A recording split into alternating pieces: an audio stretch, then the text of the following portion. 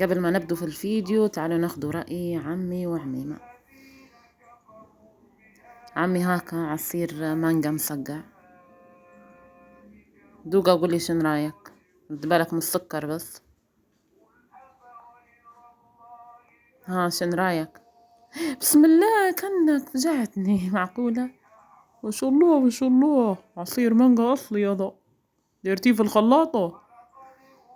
ها عميمة شن رايك في العصير؟ لا مانجا ما يديرلك شي، ما تخافيش من السكر. دوقي وقولي لي. صحة. ما شاء الله يا بنيتي، ما شاء الله، عصير مانجا مسقع هذا، ما شاء الله ما شاء الله. سلم يديك صحيتي. خير عليكم حبايبي، شو اخباركم وشن دايرين ويومكم سعيد وحلو.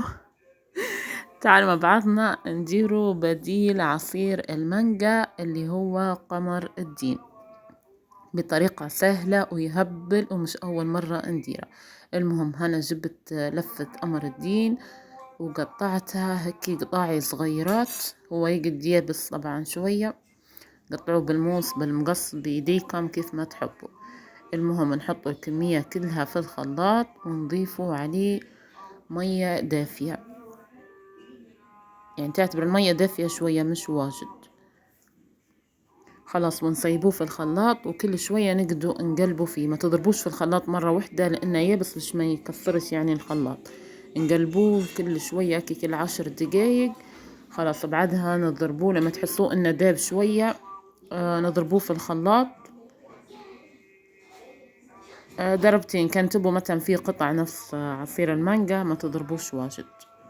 المهم هنا قلبتها كم تقليبة وبعدين ضفت 3 كواشي كبار من السكر.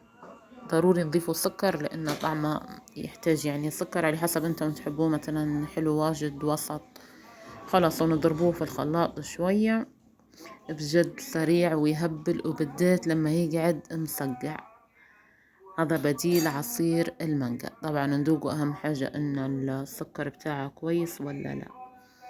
إن شاء الله عيدكم سعيد وتجربوا طريقة البديل عصير المانجا قمر الدين، بالذات في الصيف. حتى عبوا مثلا شيش وحطوهم في الفريز يقد مسقع يجيكم ضيف حد فجأة. عارفين والله ما تميزوه إن عصير قمر الدين، طعم عصير مانجا.